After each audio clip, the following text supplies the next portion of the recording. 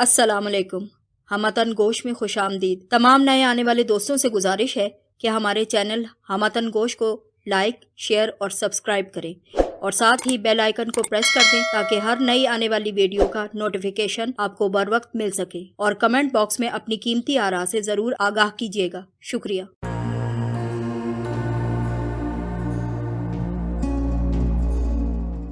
पेश खिदमत है तलाश किस्त नंबर 37।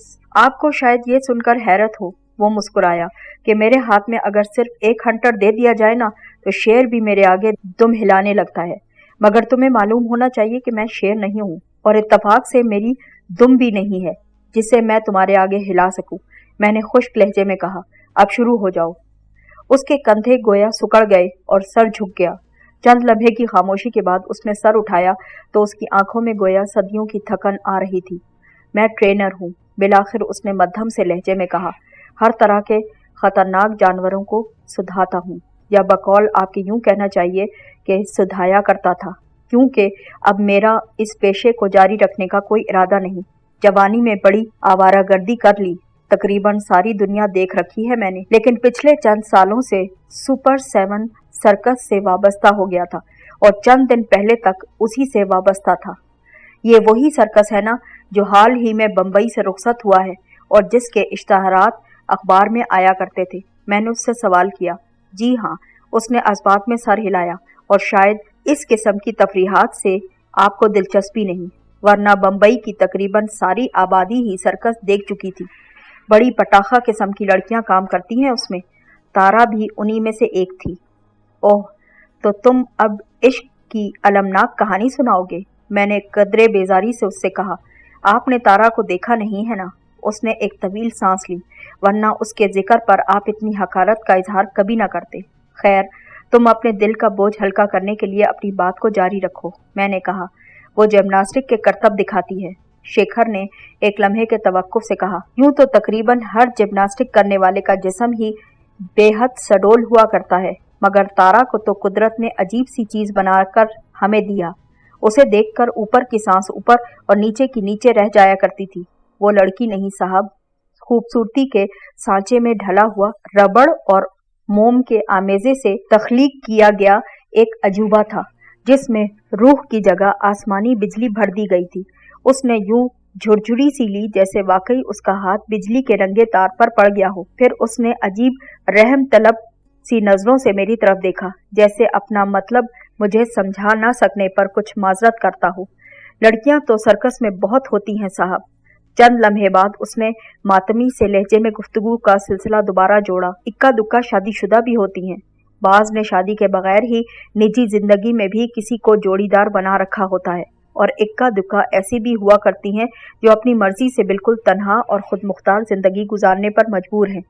बहरहाल, सर्कस की दुनिया में एक ज़ाब्ते की बहुत सख्ती से पाबंदी होती है, जिस पर आपके मुहज़्ज़ब और मुनज़्ज़म माशरे में 20 कवानीन की मौजूदगी में भी अमल नहीं होता, और वो ये कि लड़की की मर्जी के बगैर कोई उसे छू नहीं सकता।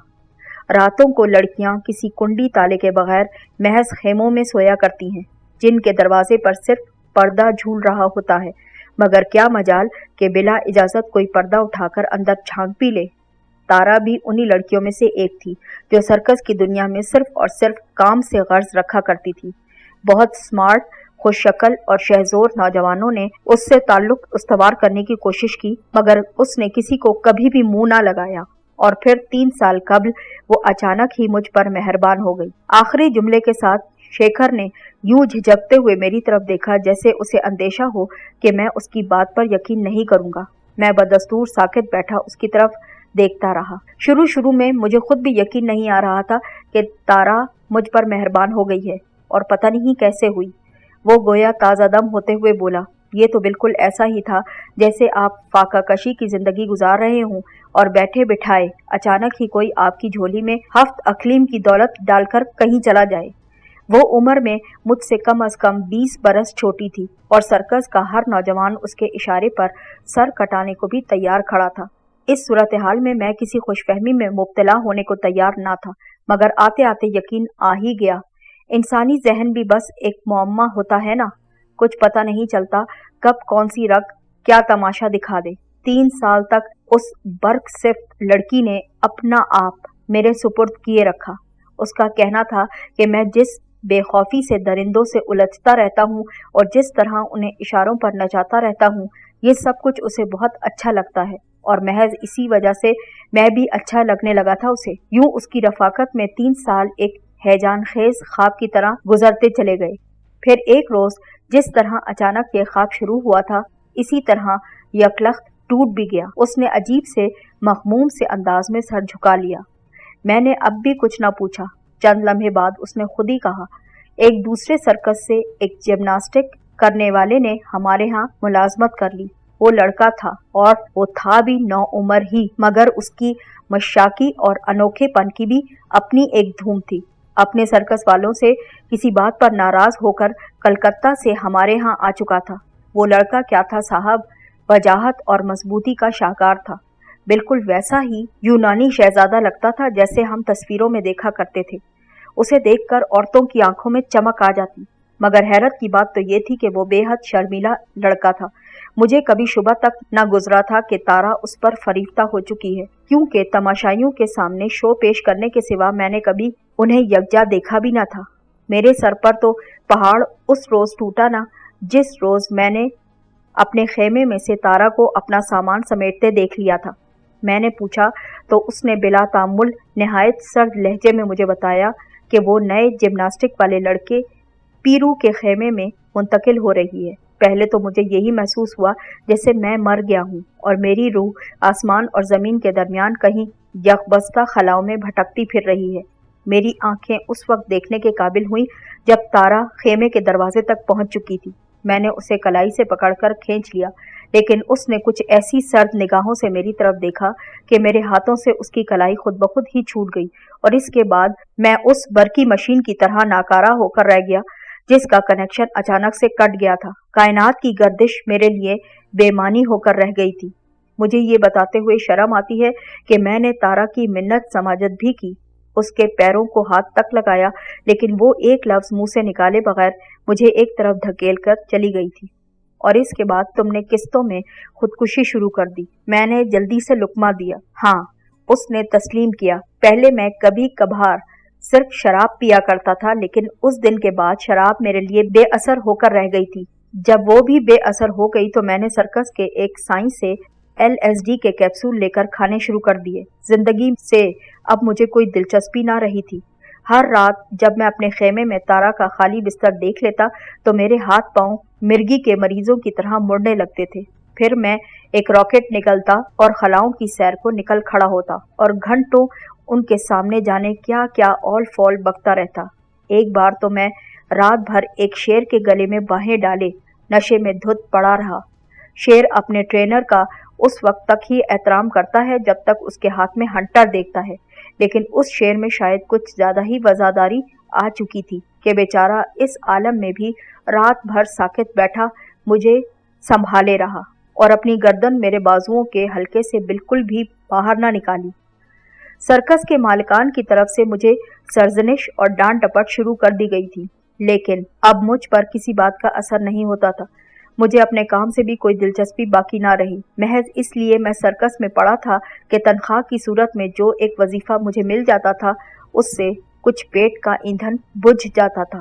पीरू और तारा शो पेश करते तो मैं भी तमाशाइयों में जा बैठता और पूरे शो के दौरान पलके झपकाए बगैर उन दोनों को ही तकता रहता। इसके अलावा मैं वहशत ज़दा होकर कभी कभी सर्कस की हुदूद से दूर भी चला जाया करता था और मदहोशी के आलम में रात रात भर कहीं गली कूचों में पड़ा रहता था। ड्रॉप सीन उस रोज हुआ जब मैं ऐन होशो हवास के आलम में हंटर लेकर पीरू के खेमे में घुस गया था। पीरू खेमे में अकेला ही मौजूद था। मैंने बेदरेग उस पर हंटर बरसाने शुरू कर दिए। वो नौजवान फुर्तीला और मुझसे कहीं ज्यादा ताकतवर इंसान था। चाहता तो मेरी हड्डी पसली एक करके रख देता, मगर खामोशी से खड़ा हंटर खाता रहा। दफतन तारा खेमे के अंदर आई और उसने मुझे कमर से पकड़कर सर से ऊंचा उठाकर जमीन पर दे मारा। मैं बेहोश हो गया। वो किसी तकलीफ का एहसास था जिसकी बदौलत मैं होश में आया। मैंने देखा मैं खेमों के दरमियान खुली जगह पर औंधा पड़ा था और तारा मुझ पर हंटर बरसा रही थी। सर्कस के बहुत से कारकुन हमारे इर्द गिर्द घेरा डाले खड़े तमाशा देख रहे थे, जैसे रोज तमाशाइयों को खेल करतब दिखाते दिखाते खुद आज कोई दिलचस्प तमाशा देखने लगे हों। मुझे होश में आता देखकर तारा ने गिरेबान से पकड़कर मुझे उठाया और मेरे मुंह पर थूकते हुए बोली, 3 साल में मैंने अनगिनत मुसर्रतों से तेरी झोली भरी, तू उन पर इक्तिफा नहीं कर सकता। बुढ़े, मुझे अपनी ज़रख़रीद लौंडी समझता है तू? जिंदगी मेरी है और मैं इसे जिस तरह भी चाहूं गुजारूं। तुझे क्या, जिसके साथ चाहूंगी उसी के साथ जिंदगी गुजारूंगी। अगर आइंदा तूने मेरी जिंदगी में मदाखलत करने की कोशिश की ना, तो ज़िबह करके तेरे ही सिधाए हुए शेरों के सामने तुझे डाल दूंगी ताकि वो तुझे कच्चा चबा डालें। फिर उसने मुझे जमीन पर पटक दिया और पीरू के खेमे की तरफ को चल पड़ी। पीरू उसके पीछे पीछे सर झुकाए सादतमंद बच्चे की तरह चलता था। उसके चेहरे पर कुछ ऐसे तासुरात आ रहे थे जैसे उसे इस सारे सिलसिले में बहुत सख्त तकलीफ पहुंची हो। इसमें तो कोई शक नहीं कि जिम्नास्टिक की माहिर होने की वजह से तारा के जिस्म में बड़ी अजीबोगरीब कुव्वतें पोशीदा थीं, लेकिन मैं चाहता तो उसे ज़ेर भी तो कर सकता था। मगर मेरा मसला यही था कि मैं ऐसा चाहता नहीं था। मुझे तारा की तलब ने अंदर से खंडर करके रख दिया था और रॉकेट के इस्तेमाल ने जहनी तौर पर मफलूज करके रख दिया था। होशो हवास में रहते हुए मुझे सख्त तकलीफ महसूस होती थी। इसीलिए अब मैं इतनी देर से महज दिल का बोझ हल्का करने के इश्तियाक में आपसे होशो हवास की बातें किए जाता हूँ, वरना इतनी देर होश में रहना अब मुझे गवारा नहीं रहता। बहरहाल तारा से ये मेरी पहली और आखिरी झड़प थी। इसके बाद सर्कस वालों ने मुझे नौकरी से निकाल दिया। ताहम मुझे सर्कस की हुदूद से निकाला नहीं गया था, क्योंकि वैसे भी सर्कस के शहर में कयाम की मुद्दत खत्म हो रही थी। बिल आखिर चंद रोज पहले सारा सामान ट्रकों पर लादा गया और सर्कस किसी और शहर की तरफ को रवाना हो चुका था। मुझे यहीं छोड़कर चले गए। मैंने भी एक ट्रक में चढ़ने की कोशिश की, लेकिन उन्होंने धक्के दे देकर मुझे नीचे उतार दिया। मैंने अपनी जिंदगी के 7 तवील बरस इस सर्कस के साथ ही गुजारे थे, जिनमें 3 बरस तो बहुत ज्यादा कीमती थे कि उनमें मुझे तारा का साथ हासिल था। अब कई दिन से यही मामूल था कि मैं इधर उधर आवारा गर्दी करता फिरता, लेकिन घूम फिर कर उसी मैदान की तरफ जा निकलता था जहां सर्कस के पड़ाव के निशानात अभी भी बाकी थे। मैं रॉकेट खाकर मैदान के किनारे बैठ जाता, फिर मेरी आंखें मुझे बड़े अजीबोगरीब मनाजिर दिखाती। मुझे सर्कस जूं का तूं पड़ाव डाले नजर आता था, अपना खेमा भी दिखाई देता था और पहलू में तारा भी। फिर धीरे धीरे ये सब कुछ गायब होता चला जाता। कोई डरावना मंजर उसकी जगह ले लेता और मेरा जी चाहने लगता कि मैं अचानक से खुदकुशी कर लूं। फिर मैं मरने के लिए कोई मौजू जगह ढूंढने लगता था।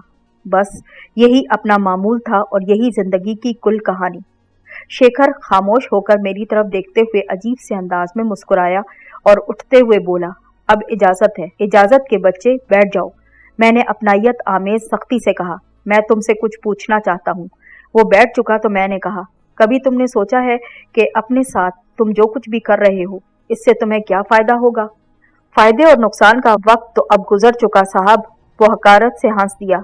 ये बातें तो वो सोचते हैं जिन्हें जिंदगी गुजारनी होती है। अपन ने तो गुजार ली जितनी गुजारनी थी जिंदगी। अब तो सांसों का कुछ फाजिल सरमाया बच गया है जिसे बेदर्दी से लुटाते हैं। बस इसके सिवा क्या है? बातें तो बड़ी अक्लमंदों और मुफक्किरों वाली करते हो तुम, लेकिन हरकतें बिल्कुल अहमकाना। मुझे सिर्फ ये बताओ कि अगर तुम इसी तरह जिल्लत और ख्वारी से जिंदगी के बचे कुछ दिन गुजारते रहे, रॉकेट खा खा कर नालियों में गिरते रहे, तो क्या तुम्हारा ख्वाब पूरा हो जाएगा? तुम्हें तारा मिल जाएगी या उसको तुम्हारे हाल की खबर मिलती रहेगी और उसके दिल में तुम्हारे लिए कुछ हमदर्दी पैदा हो जाएगी? नहीं, उसने तस्लीम किया, लेकिन मैं इस गर्ज से ये सब कुछ करता भी नहीं। मुझे तो बस अपने आप को बर्बाद करने में कुछ ज्यादा मजा आने लगा है। बकवास, सब बकवास। मैंने कहा, अपने आप को बर्बाद करने में किसी को मजा नहीं आता। ये फलसफा सिर्फ उस वक्त घड़ा जाता है जब अपने आप को संवारने का कोई बहाना, कोई वसीला नहीं रहता। तुम एक होशमंद इंसान हो और इस मोहलिक नशे के आदी हो चुके, जबकि इस मोहलिक नशे का आदी हुए तुम्हें ज्यादा अरसा भी नहीं गुजरा। तुमने अपने आप को सिर्फ इसलिए इस राह पर डाल लिया कि तुम्हारे सामने कोई और राह तुम्हें नजर नहीं आती थी, या यूं कहो कि तुम्हें कोई रास्ता सुझाई नहीं देता था। वो बगौर मेरी बातें सुन रहा था। ये तो एक अच्छी अलामत थी। तारा को भूल जाओ, बिल्कुल उसी तरह जैसे वो तुम्हें भूल गई। उसे अपने जहन से उसी तरह निकाल बाहर फेंको जिस तरह उसने तुम्हें अपनी जिंदगी से निकाल कर बाहर फेंक दिया। ये अब अपने बस की बात नहीं रही साहब, उसने एक लम्हे की खामोशी के बाद कहा। क्यों नहीं रही? मैंने मुलायमियत से सवाल किया। हो सकता है तुम्हें सिर्फ किसी की थोड़ी बहुत मदद की जरूरत हो, वो तुम्हें मैं फराहम कर दूंगा। तुम नए सिरे से जिंदगी शुरू करो, ऐसे आलम में कि जेब में फूटी कौड़ी तक नहीं और तन पर कपड़े भी पराये के पहने हैं।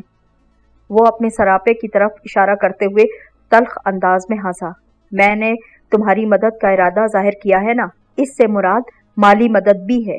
मैंने आहिस्ता से कहा, मैं तुम्हारी इस हद तक मदद कर सकता हूँ जिस हद तक तुम सोच भी नहीं सकते, लेकिन शर्त यही है कि तुम 4 दिन इंसानों की तरह जिंदगी गुजार कर दोबारा उस राह पर नहीं पड़ जाओगे। नए सिरे से पुरअज़्म इंसानों की तरह जिंदगी शुरू करोगे और जिंदगी बसर करोगे। आखिर आप मेरी मदद करने पर क्यों कमर बस्ता हो चुके? उसने शक्की से अंदाज में मेरी तरफ घूरते हुए कहा। सिर्फ इसलिए कि तुम जैसे आदमियों को मैं काम के आदमियों में शुमार करता हूँ और उन्हें यूं बर्बाद होते देख नहीं सकता। मैंने जवाब दिया, दूसरे ऐन मुमकिन है कि कभी मुझे भी तुम्हारी कोई जरूरत पेश आ जाए। तुम्हारे लिए मौजूदा रविश को तर्क करना कुछ इतना ज्यादा मुश्किल नहीं जितना तुम समझते हो। सिर्फ किसी तामीरी काम को अपने मकसद हयात और अपनी मंजिल करार दे लो। क्या तुम्हें ऐसा कोई काम याद नहीं जिसके बारे में तुमने कभी हसरत महसूस की हो कि काश मैं ऐसा कर सकता? उसकी पेशानी पर शिकने उभर आईं। चंद लम्हे सोचने के बाद वो बोला, मेरी एक बहन है, मद्रास में रहती है, जवानी में ही बेवा हो गई थी, तब से मेहनत मजदूरी करके गुजर बसर करती है। उसकी 2 बच्चियां सियानी हो चुकी और उनकी शादी ब्याह का कोई वसीला नजर नहीं आता। कभी कभी मैं ये सोचा करता था कि काश मैं इन बच्चियों की शादी का कोई बंदोबस्त कर सकूं, लेकिन सर्कस में चूंकि मुझे तनख्वाह सिर्फ इतनी मिलती थी कि तन्हा अपना गुजारा खींच तान कर निकलता था, इसलिए मैं इस ख्याल को जहन से झटक कर अपने मामूलात में उलझ जाया करता था। अब तो मैंने बहन को खत लिखना भी छोड़ दिया है कि मैं उसके लिए कुछ कर ही नहीं सकता। ये तो बहुत उम्दा मकसद हयात हुआ ना, मैंने दबे दबे जोश से कहा। सरे दस्त, तुम सिर्फ इतना ही तहिया कर लो कि मैं उन बच्चियों की शादी का बंदोबस्त करने तक सरगर्मे अमल रहूंगा। इसके बाद जो जी में आए करूंगा। ये बिल्कुल ऐसे ही है जैसे तुम किसी चीज को नाकारा समझकर फेंकने का तहिया कर चुके थे, लेकिन फिर सोचते हो कि इससे अच्छा काम चला लूंगा, जब काम निकल आएगा तो फिर फेंक दूंगा। वो चंद लम्हे खामोश खड़ा रहा, फिर यकायक ही बेजारी से नफी में सर हिलाते हुए बोला, नहीं साहब नहीं, मैं अब जिंदगी के बखेड़ों में उलझना नहीं चाहता। उसने एक तवील जमाई लेकर कहा और उठ खड़ा हुआ। अब मेरा नशा टूटता है, मुझे 15 रुपए इनायत कीजिए और जाने की इजाजत भी दे दीजिए। आपकी मेहमानदारी और हमदर्दी का बहुत बहुत शुक्रिया। मेरे इतना समझाने के बावजूद भी कुत्ते की दुम टेढ़ी की टेढ़ी ही थी। मेरा जी चाहा कि वाकई उसकी गर्दन पर हाथ रसीद करके ऐसे हठधर्म और इंतहा से ज्यादा मायूस परस्त इंसान का किस्सा ही तमाम कर दूं, लेकिन फिर मुझे अचानक से तरस आ गया। बदबख्त को अपनी जिंदगी की अहमियत का तो अंदाजा नहीं था और अपनी जिंदगी को लोगों के कदमों में बिखेर कर जाया भी करता चला जा रहा था। तुम्हारा तो बाप भी सीधा हो जाएगा मेरी जान, मैंने यकलख बदले हुए लहजे में कहा। उसने चौंक कर मेरी तरफ देखा और उसकी आंखों में खौफ नजर आने लगा। मैंने अपने मुलाजिम करमू को आवाज दी और जब वो आया तो उसे हुक्म दिया मौसूफ को ले जाकर तहखाने में बंद कर दूं। मैंने शेखर की तरफ इशारा किया, इनको अच्छे से अच्छा खाना खिलाना और हर तरह से इनके आराम व आसाइश का ख्याल रखना, और कोई जरा सी भी खतरनाक चीज इन साहब के आसपास मौजूद ना रहने पाए जिससे ये खुदकुशी की कोशिश फरमा सकें। दूसरे, इन्हें नशे की कोई चीज ना पहुंचने पाए, नींद की गोली तक नहीं, खा ये कितना ही उछलें कूदें और शोर मचाएं, आवाज तो तहखाने से बाहर जाएगी ही नहीं। फिर 1 माह बाद मुझे याद दिलवाना कि मैंने इन्हें तहखाने में बंद करवाया था। फिर मैं इनका मुआयना खुद करूंगा और देखूंगा कि ये किस हाल में मौजूद हैं। नहीं नहीं, बिल्कुल नहीं। शेखर दीवानावार चिल्लाने लगा, रॉकेट के बगैर तो मैं मर जाऊंगा। नशा ना मिलने से शादो नादिर ही कोई मरता है जनाब, मैंने लापरवाही से उसके कान के करीब आकर कहा। और तुम्हें तो नशा शुरू किए सिर्फ 6 माह ही गुजरे हैं, इससे ज्यादा का अरसा नहीं। करमू ने शेखर को मजहूल और मुअम्मर आदमी समझकर लापरवाही से हाथ डालने की कोशिश की थी, लेकिन शेखर उस देहाती कुत्ते की तरह मुस्तैद हो चुका था जो शहरी कुत्तों के नरगे में आन फंसा हो। उसकी खुफिया सलाहियतें भी शायद बेदार हो चुकी थीं। वो मछली की तरह तड़प कर करमू की गिरफ्त से बाहर निकला और दरवाजे की तरफ को तेजी से लपका। करमू ने उसका बाजू पकड़ने की कोशिश की, लेकिन उसने बाजू को कुछ इस अंदाज से झटका दिया जैसे सांप ने बल खाया हो और करमू औंधे मुंह जाकर दूर गिर पड़ा। अब यकीनन उसे गुस्सा आ गया था और उसकी भी मारका आराई की वो सलाहियतें उभर आई थी जिनसे मैं बखूबी वाकिफ था। उसने फर्श से उठने में जरा भी देर न लगाई। शेखर उस वक्त दरवाजा पार कर चुका था। करमू ने यूं उस पर छलांग लगाई जैसे कोई उकाब फाख्ता पर अचानक झपट पड़ा हो। फिर इसी अंदाज में वो चारों हाथों पैरों की मदद से शेखर को दबोच कर फर्श पर औंधा गिर पड़ा। शेखर के लिए अब मचलना तो दरकिनार, जुम्बिश करना भी मुमकिन ना रहा था। साहब जी, इसकी कोई हड्डी वगैरह तो नहीं तोड़नी? करमू ने गर्दन घुमाकर बड़ी संजीदगी से मुझसे सवाल किया। अंदाज ऐसा ही था जैसे पूछता हो, साहब जी, आपकी चाय में चीनी ज्यादा तो नहीं डालनी, या फिर इसकी कितनी तिक्का बोटी बनानी है? नहीं, कतई नहीं, मैंने अपनी जगह बैठे बैठे जवाब दिया। बस जो कुछ मैंने बताया था वही करो। करमू ने शेखर को इस तरह उठाया कि उसके दोनों बाजू पीछे को मुड़े हुए थे और करमू की आहने गिरफ्त में ही थे। वो उसे धकेलता हुआ ड्राइंग रूम की तरफ को ले चला जहां से तहखाने को रास्ता निकलता था। इसके बाद मैंने वाकई शेखर का तस्वुर भी जहन से झटक दिया।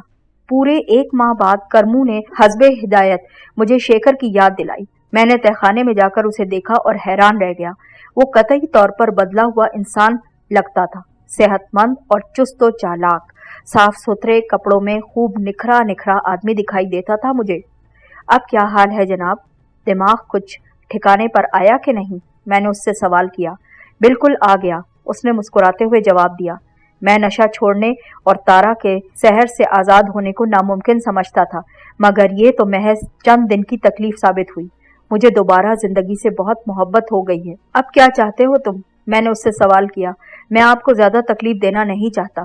जितना कुछ आपने मेरे लिए किया, यही मुझ पर बहुत बड़ा एहसान है कि मैं उसका सिला कभी अदा कर ही नहीं सकता। उसने शाइस्तगी और ममनूनियत के अंदाज में कहा। तकल्लुफात छोड़ो, मैं अभी तुमसे सिला मांगता भी नहीं। मैं तुम्हें कोई छोटा मोटा कारोबार करवा के दे सकता हूँ। उसे फैलाने की कोशिश कर सकते हो? मैंने सवाल किया। और तो मुझे किसी काम का कोई खास तजर्बा नहीं। बिलाखिर उसने सोचते हुए कहा, मुझे कोई गरीबाना सा रेस्टोरेंट खुलवा दीजिए। मुझे उम्मीद है कि उसे मैं सिर्फ चला लूँगा।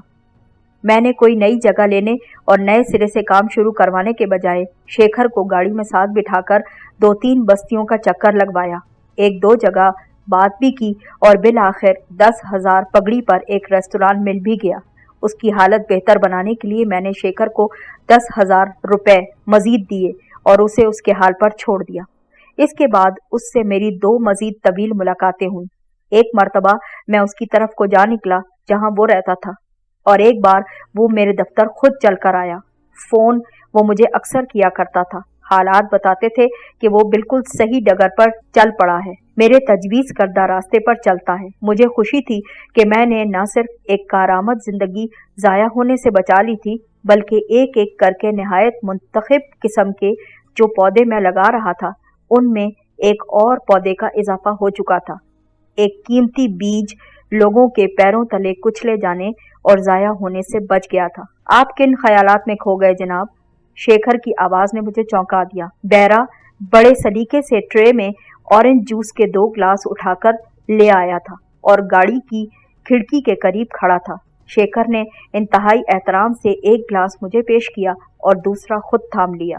शेखर, मैंने चंद घूंट भरने के बाद कहा, तुम्हें याद होगा पिछली मुलाकात पर हमने एक मौजू पर बड़ी दिलचस्प और तफसीली गुफ्तगू की थी। मैंने कहा कि फितरत के एतबार से कुछ लोग दर हकीकत हैवान कहलाने के मुस्तहिक होते हैं, लेकिन कुदरत ने फयाजी से काम लेते हुए उन्हें इंसान बना दिया होता है। तुमने हैवानों को सुधारने में जिंदगी गुजार दी, उन्हें इंसानों की सी हरकतें करने की तरबियत देते रहे तुम। मुझे यकीन है कि तुम्हारे लिए इस तजर्बे को उलट तरीके से काम में लाना ज्यादा आसान काम होगा, यानी तुम इंसानों को हैवान बनाने की तरबियत दोगे। बुनियादी तौर पर तो इंसान भी हैवान है, और जिन इंसानों का मैं जिक्र करता हूँ उनमें चूंकि हैवानियत का अंसर गालिब है, इसलिए तुम्हें कोई ज्यादा दिक्कत पेश नहीं आएगी। आजमाइशी तौर पर मैंने पहला शिकार एक जजीरे पर पहुंचा दिया है। फिर मैंने उसे मालती मंदिर और अपने पैलेस के मुतालिक तफसील से बताया और फिर कहा, वो जगह तुम्हारे काम के लिए मौजू तरीन है। तहखाने में इब्तदाई मराहिल मुकम्मल करने के बाद तुम्हें बाद के तजर्बात वगैरह के लिए वसीओ अरीज जंगल भी मैसर होगा, जहाँ कोई तुम्हें देखने वाला या तुम्हारे काम में मदाखलत करने वाला ना होगा। मेरा पहला शिकार जो तहखाने में एक पिंजरे में बंद है, उसके मजालिम का मैं तुम्हें कुछ पस मंजर बता दूं, ताकि तुम्हारे दिल में उसके लिए कभी रहम की रमक कभी ना उभरे। मैंने उसे मदन मोहन और उसके करतूत के बारे में तफसील से बता दिया।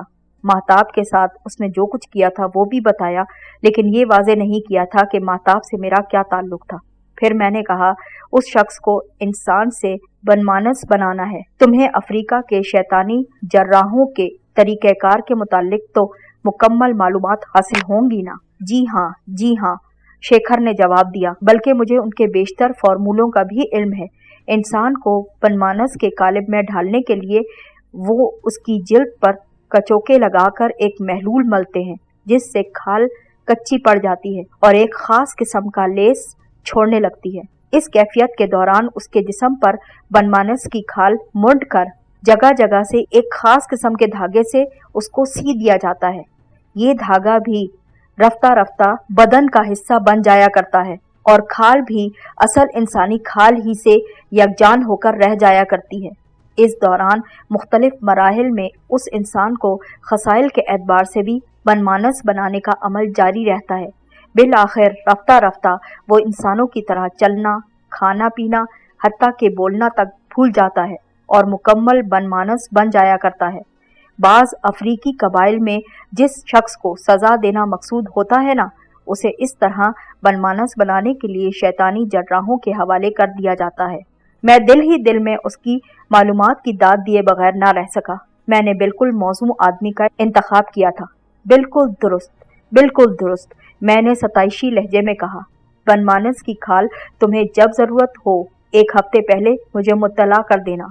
वो तुम्हें एक ख़ास किस्म के बक्स में महफूज की हुई बिल्कुल ताज़ा हालत में मिल जाएगी। इस सिलसिले में मेरा 2 शिकारियों से मुआहदा हो चुका, जो ज़्यादातर सुंदरबन में पड़ाव डाले रहते हैं और ये काम बहुत अच्छे तरीके से कर लेंगे। बिल्कुल ठीक, शेखर ने दिलचस्पी आमेज लहजे में कहा। तो फिर मैं कब से अपना काम शुरू करूं? परसों तक तुम अपने यहाँ के मामलात निपटा कर मेरे ऑफिस पहुंच जाओ। मैंने कहा, मेरा एक आदमी तुम्हें पैलेस छोड़ आएगा। तुम्हारी ज़रूरत की बेशतर चीज़ें तो पैलेस में पहले से मौजूद होंगी। फिर भी अगर तुम्हें किसी ख़ास चीज़ की कमी महसूस हो तो ज़रूर बता देना, वो तुम्हें वहाँ पर पहुँचा दी जाएगी। उस आदमी का नाम छन्ना है।